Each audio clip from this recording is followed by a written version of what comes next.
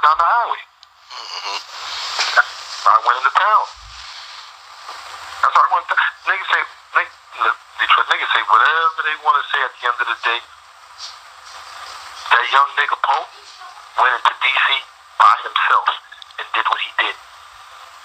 Word. I ain't go with no crew. I didn't go with no army and all that. I went into that town by myself and made my moves.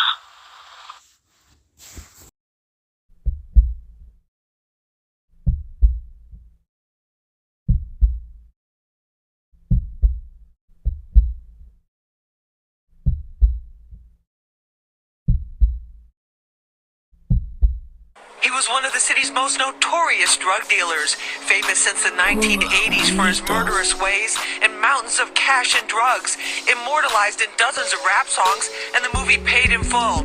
But it all came to an end for Alpo Martinez right here on the streets of Harlem, right where it all began.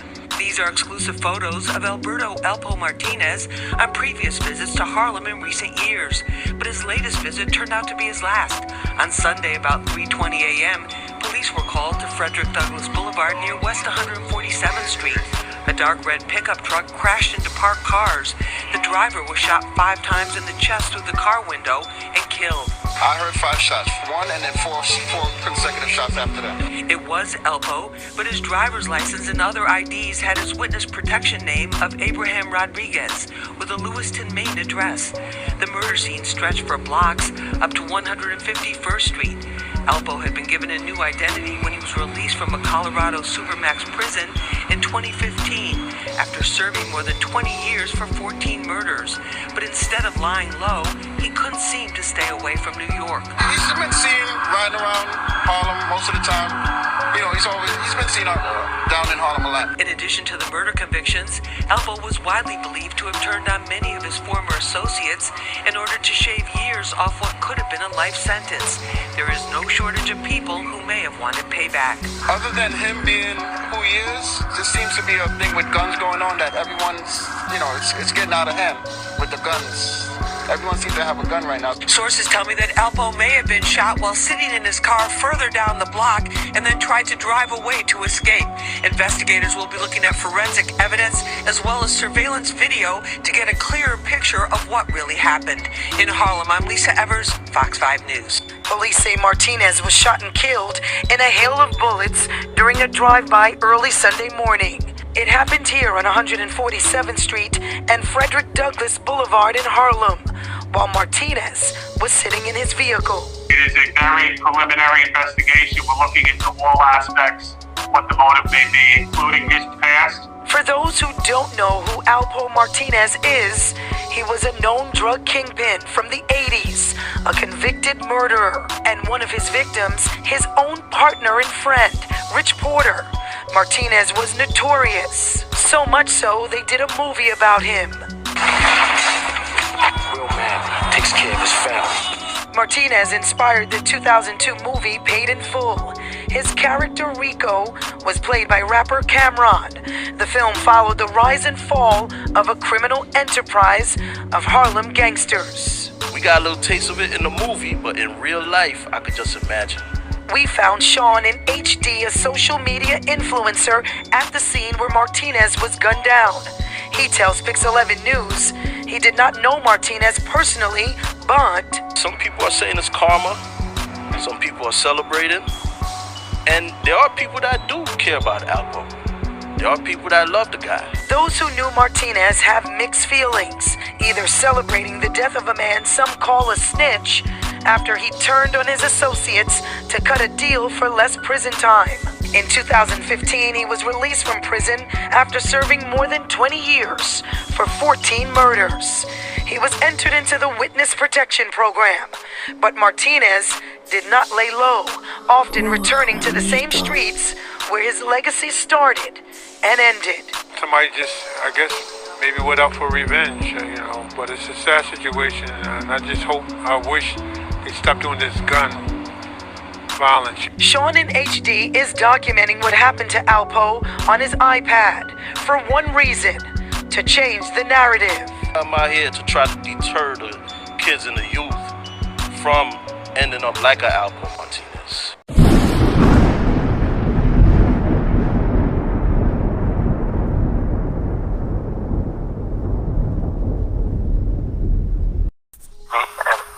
And I reached out to him, and then we started talking, and he brought your name up. You know, once your name come up, I'll be like, that's my dude.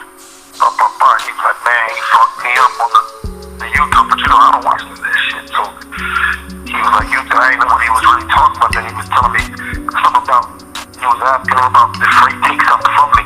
Detroit, that nigga ain't never take nothing. Detroit, I ain't never have nobody take nothing from me. I can promise you. You get a nigga talking about he took something from me. You gotta tell him, hold on, pause. Let me do it right now, so I'm about to call him right now. Oh, that nigga's lying. That nigga's lying, man. Like I told you, I didn't go seeking that motherfucker out. That nigga, that's all shit he told me. Frey never took nothing from Poe, man. He said Frey never took nothing from Poe. He said the motherfucker, what's that nigga named Jerry Antonio was about to pop you, but you beat him in 1-on-1 and went in the pool hall and missed them niggas by seconds. Man, I ain't tell that nigga shit. So for him to say that I said some shit is wild and crazy. No, he said you asked him. Did Frey? He said you asked him, did Frey ever take anything from me? Not that you told him. You was asking him about this. Not that you told him. He didn't say nothing. He didn't say nothing ill will of you. He didn't call you out your name. Nothing. He was just like, your boy, that's man. I didn't see what you just said about Antonio and them from Frey. I ain't know none of that. Yeah, Antonio and Jerry. Yeah, no, that's really people. I ain't know none of that. I don't know how I messed them, what they was gonna do. But you know, I told you I always kept my eye on DC niggas. So I don't know how I messed them or what they was coming to do and all that, because I used to talk to them. What was out when I was out? I used to holler at them and all that. I knew some chicks that they was fucking and all that. So I don't know, but you know, he probably knows something I didn't know. Who was a nigga Block? Oh, he said that nigga blocked the shit. Some nigga named Block. He said he told them niggas, hell no, that's my mans, it ain't going down like that. And they supposed to told that nigga to holler at whoever they need to holler at if they wanted to stop the hit. Block. I don't know. See, I don't know. I know this nigga just told me, you know, he trying to ease his story up for his book. See, this is what niggas do, Detroit. Niggas, you know what I'm saying? Do you know what I'm saying when I say that? Blow it up, yeah. They trying to... Exactly. He just told me that. He said, boy, you know, I'm trying to ease my daughter to sell my book. In my mind, I'm saying, This is what niggas do. Detroit. My only thing is I can't stand with no sexual predator, Poe. That's my shit. Like, no women, no children, no rapists, no sexual predators. You know what I'm saying? The motherfucker transsexual told you no, and you shot the transsexual. What if the transsexual would have said, wait, when you pulled the gun out, I do it? Would the transsexual still got shot, or would you let him do it? That makes it some sexual aggressive behavior, you feel me? And do you remember, I don't know, I think it was me and you conversating, or maybe I was talking, I told you these niggas in DC, this is what they do on the street. You remember me telling you that? Yes. On sexual shit? Yes. I said, these niggas go in the back. I knew some young niggas that can be, you know, I'm no homo. If you're a good-looking dude, you're a good-looking dude. If you're ugly dude, you're ugly dude. Whatever it is. I knew young niggas that was, I'm trying to understand, like, nigga, why is you going in the homo's back door? Like, literally, not their back door, but you going through her back door of her house. Get your dick sucked. Young, good, fly young niggas. Late night. On past Puffy and Tracy house. I told you, when I first got to DC, I met Tracy and Puffy, and they looked like females. And I was like, oh, okay, bow-legged and all that. I hollered, and when I got back to my seat in the stadium, the girls that I was with knew them. I said, yo, those are chicks? They were like, yeah. I went right to Tracy and said, don't ever speak to me again if you ever see me out. That's when I knew that they was dudes. But then we became cool later because a lot of the girls that fucked with them. You know, they fucked with a lot of real girls. A lot of real girls fucked with them. Yeah, you know, Ray used to take care of them. Get him money for shots and all that. So as we got cool, as I was in DC, you know, They were like regular people to me. They like, boy, I need a couple $100. I need to go get a breath shot, a booty shot. Yeah. Because they had all the real girl. I agree. And they didn't want to do nothing with them. So, you know, they if I'm looking out for them, they gonna quickly tell the bitches, man, I'm gonna go ahead. Go with them. You good. Easy. Easy does it. Got a lot of, again, I didn't know the kid Rambo. He definitely just reached out to me. I said, I'm gonna call my man, see what's going on. So whatever you got on YouTube, I think it's affecting them. It's affecting them, making them look crazy. But you got the paperwork. Po, this nigga gave my number out to like fucking 10 niggas though, word. That's what I'm saying. This nigga got to be retarded or something, man. This nigga get my personal business number. You got my personal line. He got my business line, first of all. He get my business line out to like fucking 10 motherfuckers. They all calling me back to back, sending me text messages. Now I know these motherfuckers ain't got this number, so I ain't picking it up. I start receiving a bunch of messages like, man, this Rambo homeboy, this Big G from DC, this such and such, hit me back ASAP. I'm like, nigga, why the fuck is you passing my number out to all these niggas? Nigga, if I ain't gonna pick it up for you, call the same nigga that got you in touch with me. Nigga, call Taco Montana and tell him you wanna holler at me. Nigga, if I ain't picking up the phone for you, but why the fuck would you give my number to 5, 6, 7, 8, 9 motherfuckers thinking they gonna be able to say something or rectify a situation when I don't even know who the fuck they is? You know? I'm not disagreeing with you, and yes, you are. I don't know if it's changed for him, but he was always a little different in the mental. I'm not even gonna lie. Oh. He was always a little different. He was always a little different. I'm not even, when you said what you said, it triggered something. That he was always a little different, and that's why I say he was a nigga that you put that gun in his hand and set him straight. He going, go that way, and just keep shooting. Yeah, he was always a little different. I don't know, if it's changed for him or he just got control over it. So yeah, I can see him doing that. So what you need me to do, Po? No. I was calling just to get. You gave me clarity. There's nothing for you to do. You ain't just talking on you going on what's being told to you. You know, he don't even know what to tell me to ask you to do. So what is there to do? I mean, you did what you did. He told you everything was good. He didn't have a problem with it in order. I don't know why he didn't. So he didn't know that you was gonna dig and find the homosexual stuff. He didn't feel like it would come past my desk, basically. He thought that it was just gonna be what he said. I got some Alpo stories, I got some Kurt Bone stories. He told me some wonderful stories about you, Kurt Bone, Rayful, Inga, Rich Porter. He telling me a whole bunch of shit, you feel me? But like I said, Po, before I interview anybody, I ask these questions. You know, I tell them I'm gonna look. You know, I don't fuck with this type of nigga, that type of nigga, this type of nigga. I'm gonna look into this shit and we're gonna talk about it. And then before the interview, I always ask him, is anything off limits? You don't wanna talk about your jacket, you don't wanna talk about your mother, you don't wanna talk about fighting, whatever it is. Anything off limits? No, ain't nothing off limits, Slim. Ain't nothing off limits, Slim. I'm me, I'm gonna live and die with this. That's what he said to me. No, I listen. Everything you're saying, you ain't making that up. Only thing I don't take you as a lie. So if you say that's what he said. And then that's the other thing too. What did he tell you about Inga? Because I want to hit. Because he told me he told you something about Inga and Frey. What did he tell you about Inga and Frey? He said that's why he said you almost got hit. Low key, he tried to connect the dot for me. He said that Richard was coming down there fucking with Inga and you was fucking with Carol Waters or something, like Karen Waters, something like that. Stop right there. Richard never came to DC for Inga. Inga went to New York to see Richard. Richard never came to DC for Inga. He told me he leased it up. What else?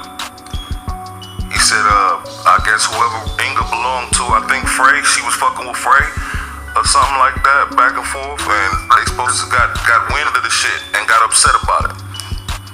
When we met Karen and Inga and them, there was no. Let me help you connect the dots, Detroit, for that story. This is the story. When we met Karen and Inga, follow me. When we met Karen and Inga, Karen was the one I used to talk to.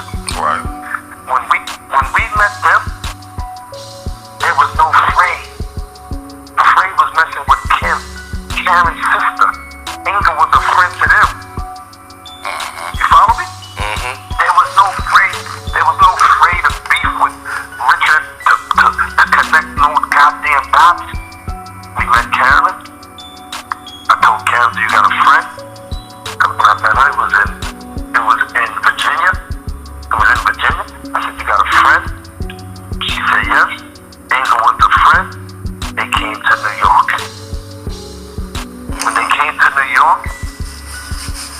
Kim was messing with Frey at the time. When I met Frey, Kim was the girlfriend. The big sister to Karen. There was no Inga, but then Inga started creeping later on. But Rich wasn't fucking with her no more. So, erase those dots. Any story you hear outside of anything with Inga and Frey and me is not what it was. That's coming from Rambo. That's the kid Rambo that said that. I know. I'm talking about Rambo and anybody else. And he told you that to Yeezus. Nigga just trying to sell a book. Or whatever he trying to make. He trying to put his story in it. But there was no Frey. There was no Frey and Inga. There was Frey and Kim. Inga was messing with Rich at the time. Richard didn't want to. This is why I came to DC by myself. Richard didn't want to. When they came to see us. When they came to see us in New York. And we stunted on them and showed them a good time and all that. Now it was our turn to go to DC. I was like, yo, I'm going down. I'm going to see her.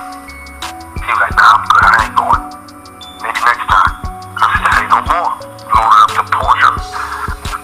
Bunch of rubber bands, 2 pistols. I shut down the highway. I went into town. That's what I went to. Niggas say whatever they want to say at the end of the day. That young nigga Pope went into DC by himself and did what he did. Word. I ain't go with no crew. I didn't go with no army and all that. I went into that town by myself and made my moves. They can say whatever they want to say at the end of the day, but that young nigga did that. Word. Don't talk down. It wasn't disrespecting me. It wasn't coming at me. And the way we was dealing with it. Once I realized where I was at, what I was doing. Oh, this is what y'all want to do? Let me go ahead and recruit this nigga right here that you niggas seem to be scared of. Nigga, I done got Wayne Perry baby mama to say she understand. I said, man, Poe told me they was gonna take his mama to jail and this and that and the other. She said, I didn't know they was going after his mama. I said, yeah, shit, I'm one of them type mama's boy niggas. If anybody say anything about my mama, it's a rap. She like, yeah, my son to do the same thing for me, so I ain't mad at him for that. But I'm still mad he had to do the Wayne thing, you know? Of course, he's supposed to be, but listen, you know I just had to shut down that fight with King Erna and Paparazzi Pope. Yeah, I heard he was being real disrespectful and shit. The nigga Erna. Yeah, talking about, he gon' somebody, his family or something, they gonna see my mother and sister in the afterlife and gonna beat them up. I got right on the phone, reached out to Flip, promoters, all that. Listen, if I got anything, I got 1 or 2 favors in California. Niggas will meet y'all at that building. The promoter was like, listen, if I need to lose out on this, shut it down. And the kid pop, and I told the kid pop around there, I said, listen, this between me and you, I said, listen, stop telling motherfuckers you my son. I don't know your mother. I told you that already. I don't know if I'm your father. But one thing I'm not gonna have is motherfuckers bringing my mother and my dead mother and my sister into any conversation about anything. I called that nigga Flip. I told Flip, I said, Flip, you get in touch with your friend, motherfucking King Erna, to tell him where is he and where does he need me to come right now? Where does he need me to come? I need to know. Because I didn't even know. My biological son called me. Like, yo, you seen what's on the gram? And, I don't look at that shit. Then when he told me and I started, I said, man, where King Erna at? Let me know where I need to come. What do you do? And one thing led to Did he give you address? Look, they didn't give me nothing. They went on and took care of what they needed to take care of. He took it down and all that. But I was trying, I wanted to, get the message to him. I want to see how strong he really is. I'm gonna come where he at. Send me an address. That nigga ain't said no address. I know he ain't. He a bitch. I told you, he been a bitch, man. I hate that whole ass nigga, man. Yeah, you and me both. I done beat you to it. Yeah, that nigga, he on my list. Mine Ian too. I'ma see if he'll fight me now. Like, alright, let's fight then, nigga. They done canceled your shit, cause motherfuckers trying to get me. A nigga hit me and asked me to see if you would fight Sean. Nigga want me to fight Ian. And he was like, see if your homeboy Poe will fight Sean. I said, man, if the bag ain't right, Poe ain't even talking about this dumb shit. But I whoop Ian ass if y'all want me to. You know what I'm saying? Who the fuck is Sean? Sean Branch. Oh, Sean Branch? That's what he said. He's like, shit, I'm supposed to fight Eon. Poe's supposed to fight Sean Branch.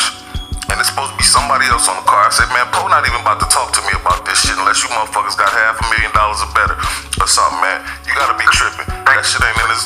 Listen, $500,000, and we want some of the earnings. Right. We want a percentage of the earnings. Because you already know what we gonna do. I told the nigga, don't call me again unless that money right, man. Straight up. And I know